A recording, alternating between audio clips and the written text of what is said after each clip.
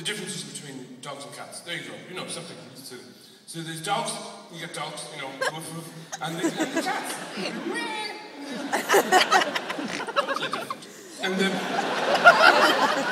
but even then you can't get away from politics, can you? Because you look at a dog, it's clearly on the left, isn't it? They all lick their own balls. And cats are so obviously right-wing. Yes, they clean themselves in a similar way, but just before they do, they shoot you a look, as if to say, are you busy? You know.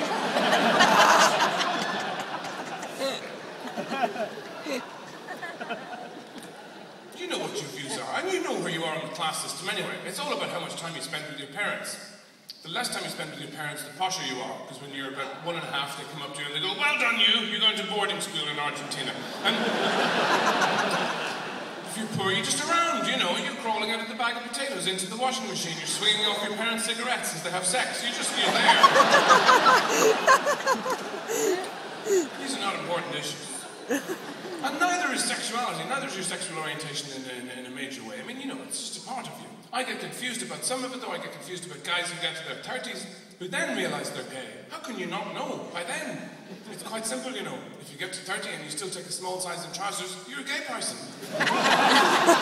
All straight men are covered in excess fat, all of them. Because they're pregnant with all the unused desire and resentment. That's why you see them at barbecues eating hamburgers they don't need, going, she won't make love with me anymore.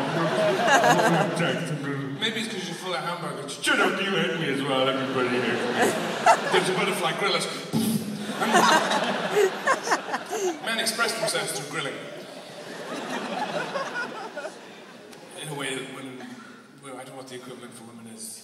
Not talking to you and hoping you get the point. Maybe that's all. Women obviously sometimes need to be with other women. You know, this is a girls' night out. It's a very important tradition. I think what happens to a woman is that if she's just with men for a while, she feels she's trapped in an endless underground car park where everything is grey right angles that smell of piss. And equally for men, sometimes you have to have male company. If you've been around women too long, you get a bit seasick with all the emoting and understanding and sharing and anticipating. You just want to be with men who have strong opinions and no information.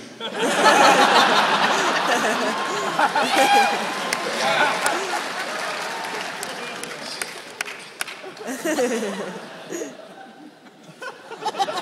have no idea what I'm talking about. Listen, I want to talk about something.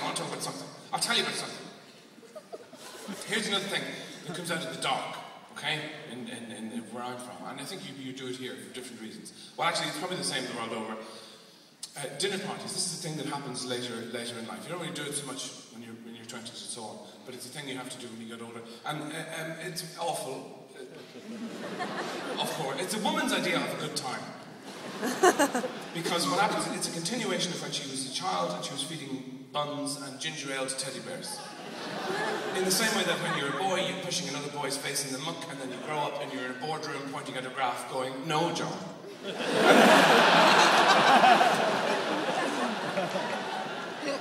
So it's, no straight man ever said, let's have a dinner party. It's very much a woman's idea of a good time to sit around and be nice and have things and talk and it's not enjoyable because it's all the social competition. If you are 20 or 25, you go out with your friends and you have a good time. You talking, that's the main event about love and sex and work and family and life itself, everything that matters. And then you know, you're eating and drinking, but you don't care how nice the food is. You only know there's food there because one of the drinks is kind of chewy. And the next morning, you wake up in your bed, or somebody else's. You don't know or care how you got there. You just think, hooray, the teleporter worked again. Fantastic. You get older, and it's no fun, because it's bullshit. It becomes competitive. People talk nonsense from the moment they open the door to you. Now, it's worse to be a guest, obviously, because you're in somebody else's house, your glass is empty, and they're still talking, because it's their house. That's hell on earth. My ideal host is a mute with a tap coming out of their chest. But anyway, you get to somebody's house, and they open the door to you, and the rubbish starts immediately. Can we give you the tour? No.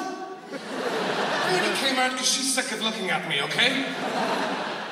She doesn't want to look at me anymore. She's tired of sitting with me, watching me eat soup, okay? She wants to eat with some other bastards. I understood this was a food gig. Where's the food at?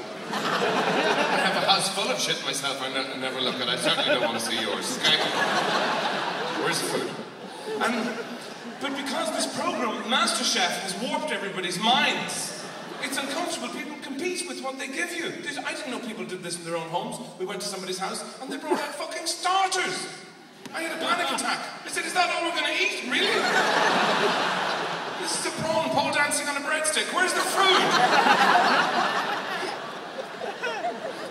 You cannot expect people to relax if you treat them in this way with different plates and napkins and different forks for everything. Here's your soup fork. Fuck off, I don't need this stuff.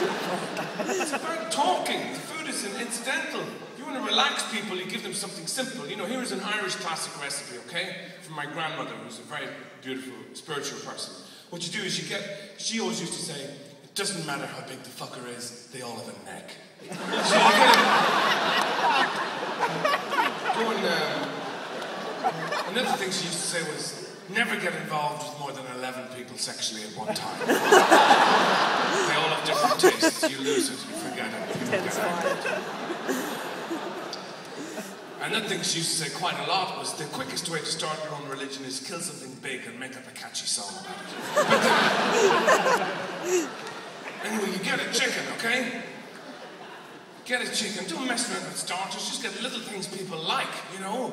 A bag of Jaffas, a bag of chips, a banana, whatever, anything smaller than a chicken, and put it on the outside of the chicken with cocktail sticks, all right?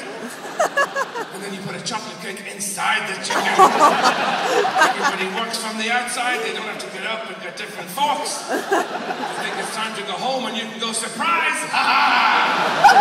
And they love you. And they never phone again, so it's win-win. Just talking about being a human being, you know?